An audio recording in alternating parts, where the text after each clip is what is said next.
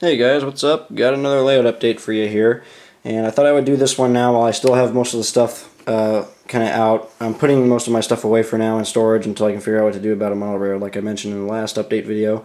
So recently though, I've been able to get a few more models off of eBay. I visited a train show recently, and also I was able to trade a few cars, and a friend of mine actually traded me a few of his models.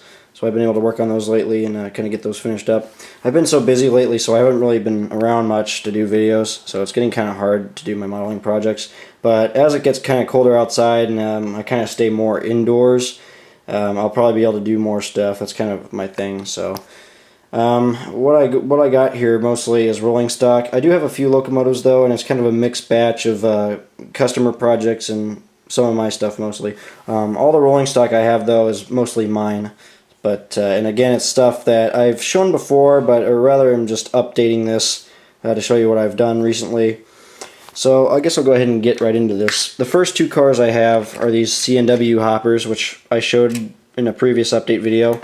These are my C&W cars, the FMC cars by Athearn. And with these, I didn't really do too much more to them since you guys last saw them, but I was able to finally get all the tagging done and finish the safety stripes, and this car down here got patched for NOKL. As you can see, I did the patches on the end too, just like in the prototype pictures, and I was kind of able to finish some of the weathering on this one too.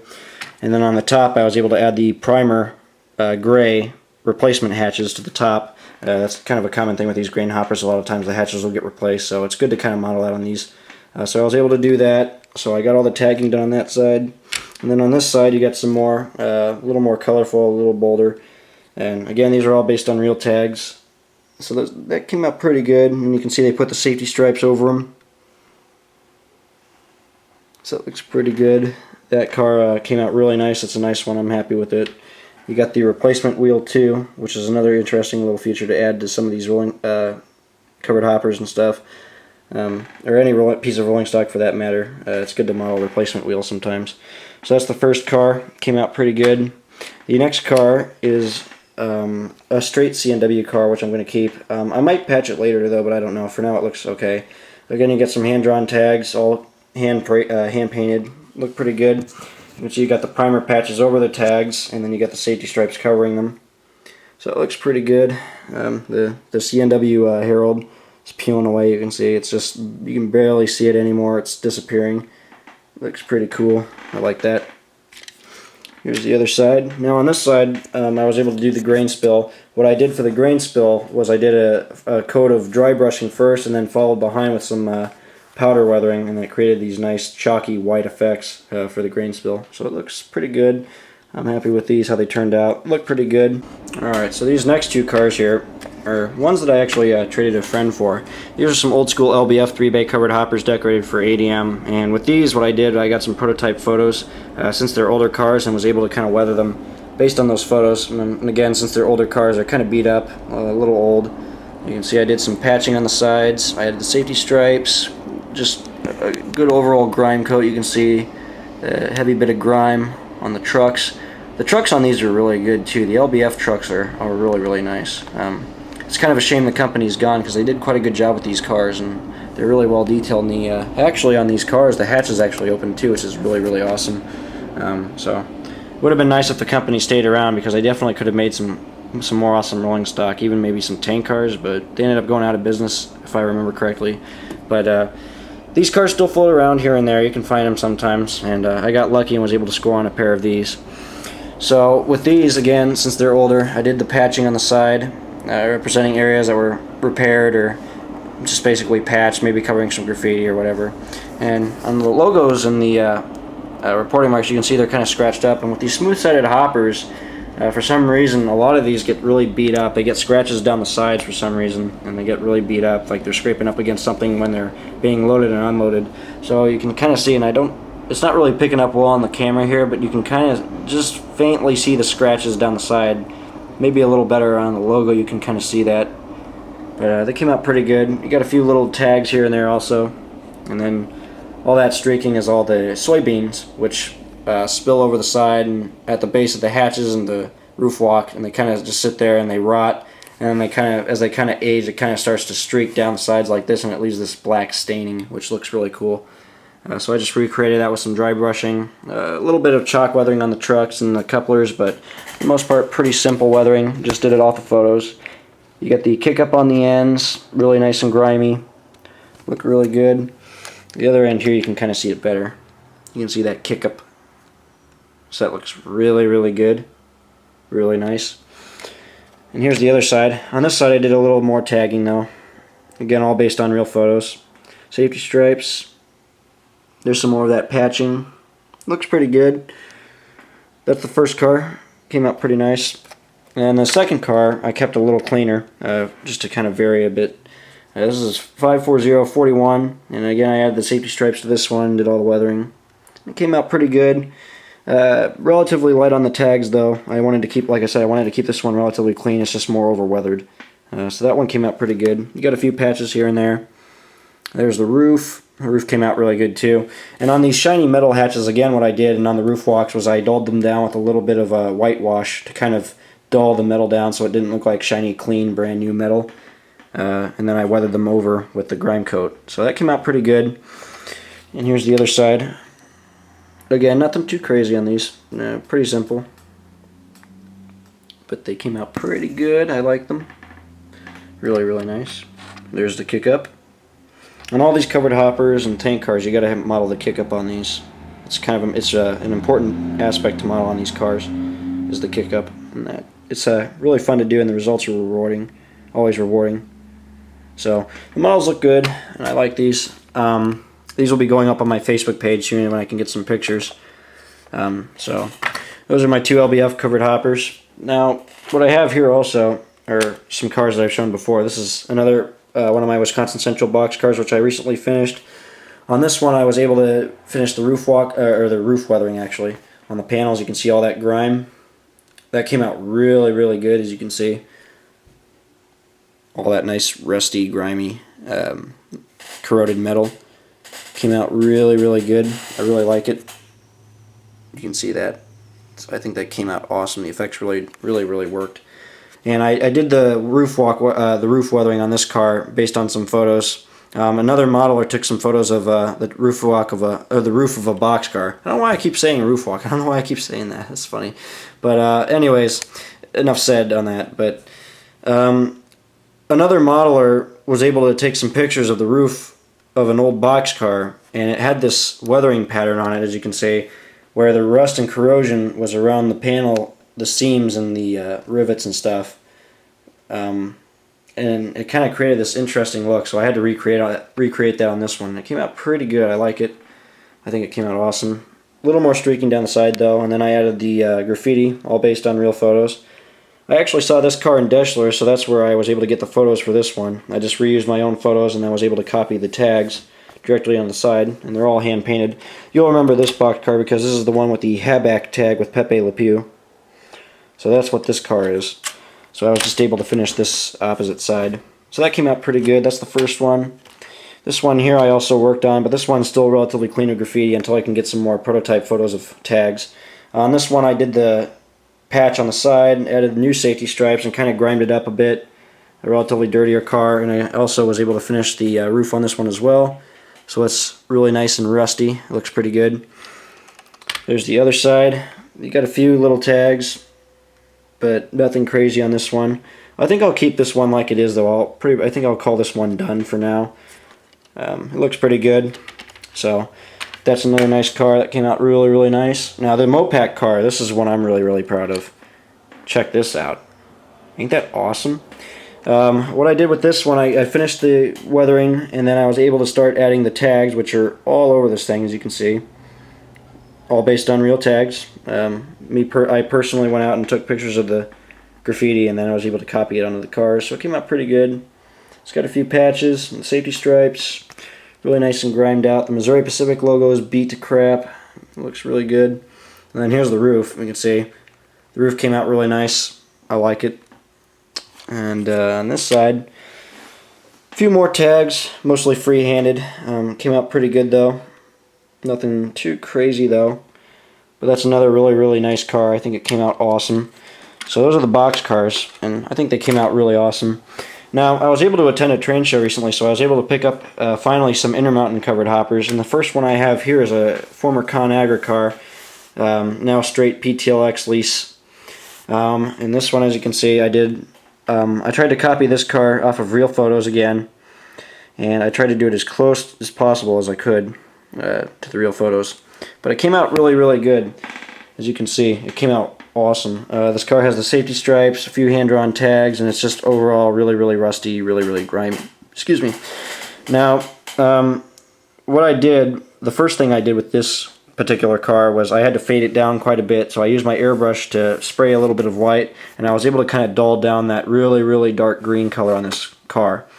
And I was able to dull it down, and once I did that, then I sealed everything up and then went over with my grime coat, where you can see where you got all that rust and grime, which I did in several layers at a time, and then finished off with little bits of chalk and powder weathering where appropriate. The hatches came out really good too. You can kind of see they're relatively clean compared to the actual car body. They're just faded. You can kind of see that. So those came out really, really good. That's a nice variation in the weathering effects. But that nice grime and everything really came out good. It really looks good on this car. So you can see the ACI labels peeled off. It's shot, but it's really awesome. You can see all the rust streaking and all that. The ConAgra, the metal ConAgra sign on the side, the placard, came out really, really good. I had to fade down the logo a little bit, dulled down the green lettering, and then just did all the rust effects and everything. All again based on real photos. So that came out really good. You got a few rust spots here and there, safety stripes. Now, this car in real life is still a PTLX car, and it's still the original stenciling, so it's just kind of weathered over now at this point in time. But this car came out awesome, I think. It looks really, really good. I really like it. I'm really proud of it. There's the ends. You can see the ends got patched. And then you got the kick up on the inside there. And here's the other end. You can kind of see it a little bit better, but it's kind of hard to see for some reason. Try to see if I can get some light in there. See if that helps. A little bit. You can kind of see it, just barely though. It's there though. So that came out really good. This car is probably one of my favorites. This just came out awesome. And then here's the other side. A little more heavier on the rust on this side, though. Again, all based on prototype photos. There's the other ConAgra logo. Looks really good. A few hand-drawn tags. The trucks came out really good too. I used chalk pestle weathering and a lot of dry brush weathering and patching on those to create the effects of the rust and grime. Came out really good though. This is probably one of my favorite covered hoppers right now. I mean, it came out really, really good. Now, a tip when weathering these older grain cars, because if you ever notice an old rust bucket like this, usually when they're dirty, it's going to be on the actual sides of the car, not so much the ribs. You'll notice on this car the ribs are really, really clean. If you can actually see that, you can kind of see it better like this. You'll notice the ribs are clean, and that's because when the grime is going down the side of the car, it's going down the actual panels of the car, not on the ribs. The ribs do get faded and dirty, and you can see that they stick out. They're just faded. So when you do a grain car like this, what you want to do is take a Q-tip with either some water or acrylic or Windex or paint thinner, depending on what weathering material you're using, whether it's acrylic or enamel paints, whatever you're using. You want to go down the ribs of the car and clean those off when you do a grain car like this, so it looks right. Because if you just weather the whole thing and then have that all covered up, it won't look right. The key to getting these cars to look right is to clean the ribs. So that's just your bro tip of the day there for me. When you do these grain cars, remember to clean the ribs. But overall, this car came out awesome, and I really, really, really love it. I mean, it looks freaking awesome. And right now we're in the grain season where everybody's harvesting their grain, the wheat and the corn. So what's going on right now is a lot of these older grain cars are coming out from Canada, and a lot of them are being leased to back out, so they're ending up on mixed merchandise rates and stuff. So they're kind of ending up everywhere, and they're going through. So rail fitting right now is really exciting because I've been seeing a lot of these cars lately. So that's kind of why I actually got these, because I wanted to start modeling some of these. So that's the first one. That's the first PTLX car. This next one also came out equally good. check that out. This is a former Farmco car, as you can see. What's left of a Farmco car. Still owned by PTLX. On this one I had to fade it down a little bit, but not so much fading. Moreover, the car is just grimy, as you can see. And I had to use quite a few layers of grime to get it to look right based on all the photos. You got a little bit of grain spill there streaking down. You got new car data. There's the trucks. The trucks came out really good. Now on the Farmco logos, those came out really, really nice. They're nice and beat up, just like in the photos.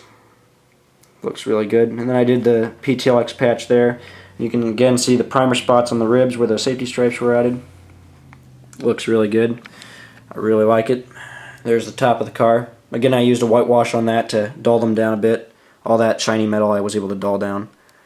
The car looks really, really good though. Here's the other side.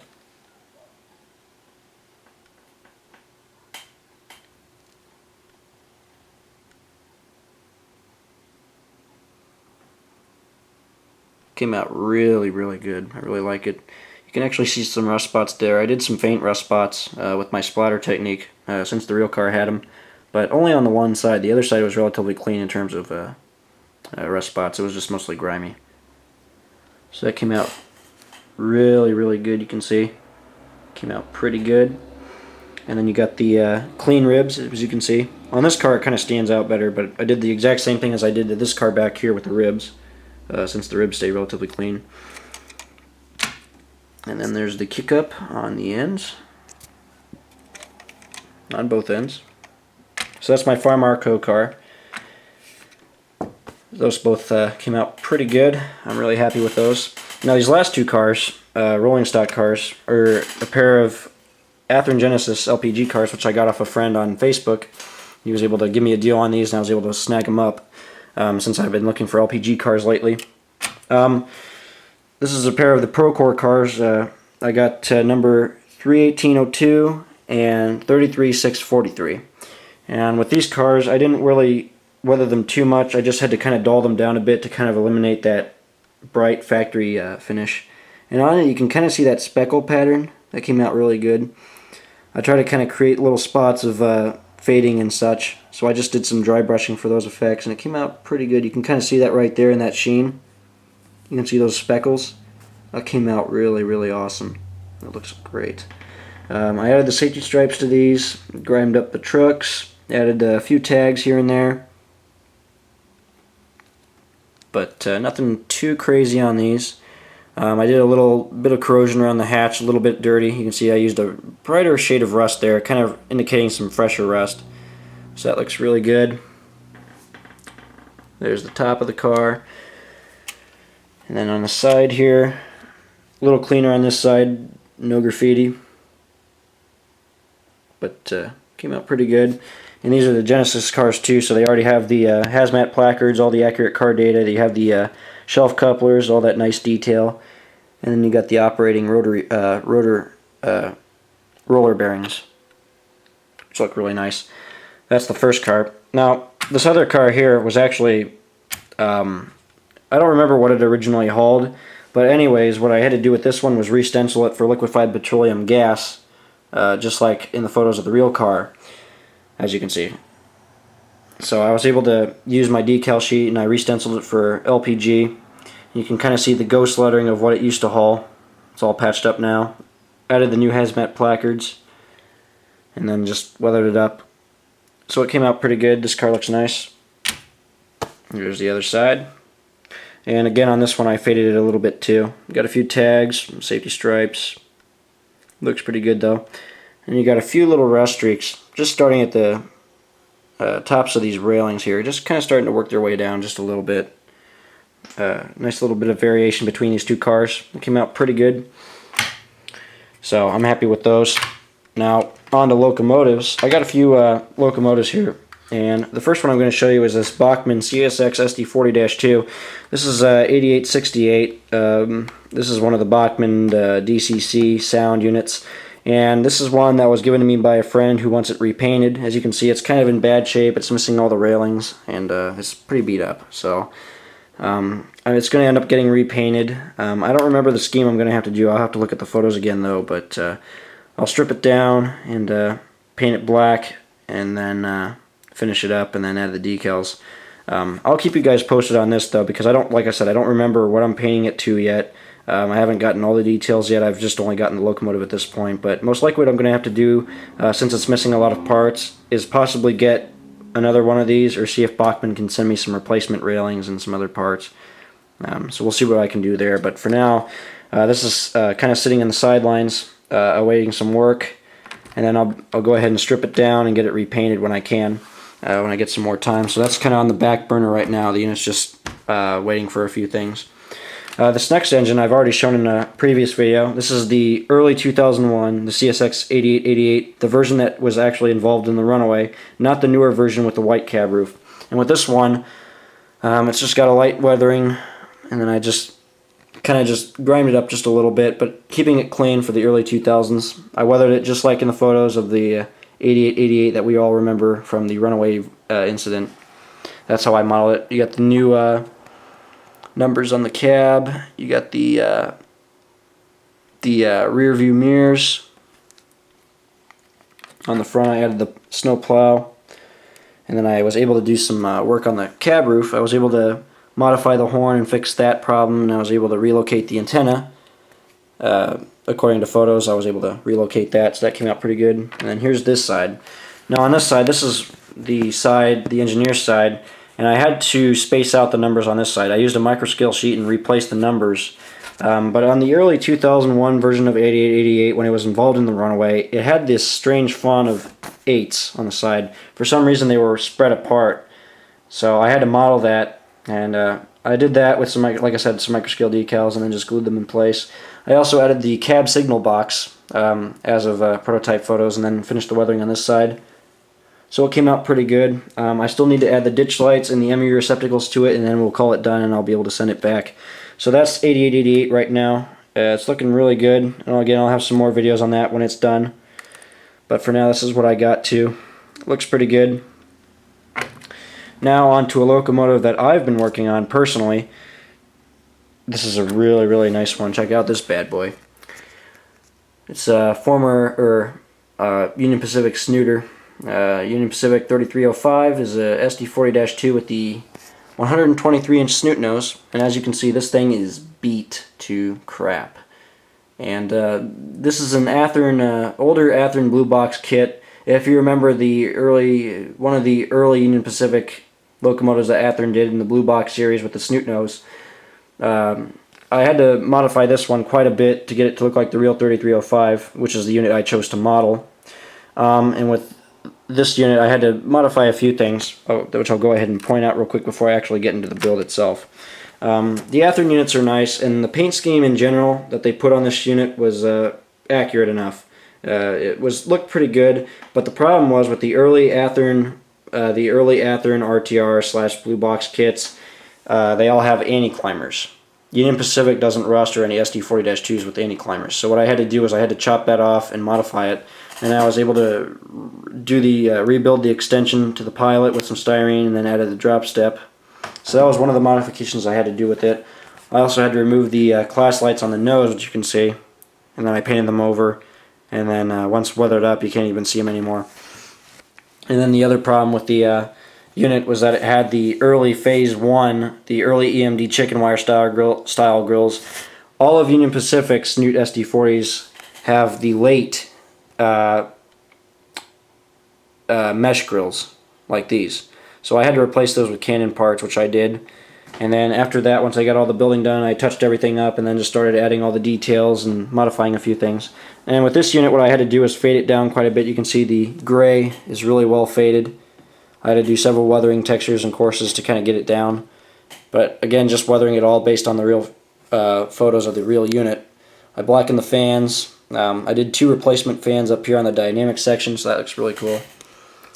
You got all the new details on the cab roof. All the antennas and everything are all second-hand.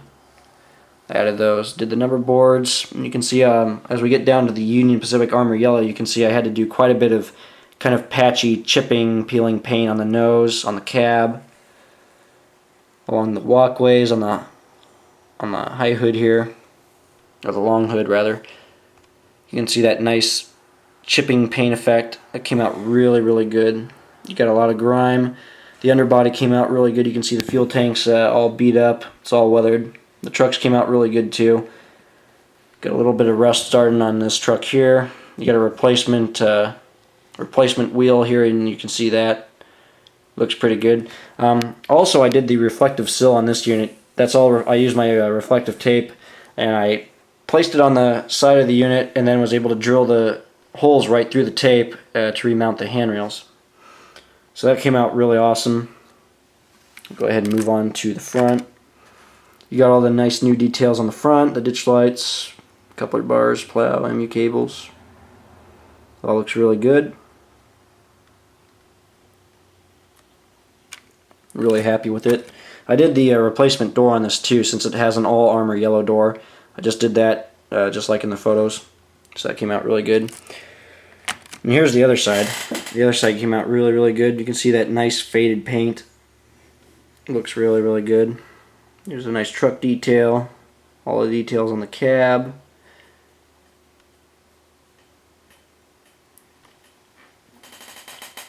But it came out really, really good. I really like it. You can't really see it, but I added the waste retention tank under there as well on the end of the fuel tank. Most of the Union Pacific units have these, the waste oil tanks on the ends, and that's just a scratch-built part, which I made from styrene and a few little details. But that's the 3305, and it came out pretty good. I really, really am happy with it, and it definitely looks nice. I'm trying to build up a fleet of these SD40s right now for Union Pacific, but it's kind of hard. I'm actually thinking of buying a few of the Intermountain Union Pacific units that just recently came out, because those look pretty good. So I'll probably get a few of those later on, and hopefully get a few more of these Athearn units and just kind of keep building them and then adding new numbers to them and modeling them, I guess, for now. One last thing on this, you can see the ends. The ends came out really good. This is the rear on the high hood pilot. You can see all those nice details. Came out awesome, I think.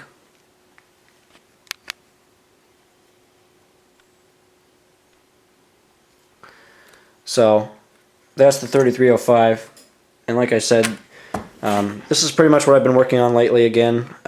Just a few little simple things, a few projects here and there, but not too much right now. I do have some more cars coming in the mail, and I have some other projects coming up as well that I'm going to try to tackle here pretty soon. And while I'm still on the subject, as it gets colder out and the time's coming, I'm going to try to start working on the Runaway Train project again. As you remember, the Runaway Train 1985 movie. I'm going to try to build the GP40 this time. I'm going to go on eBay and try to see if I can find a bargain Athearn RTR Jeep 40, and I'll go ahead and model it.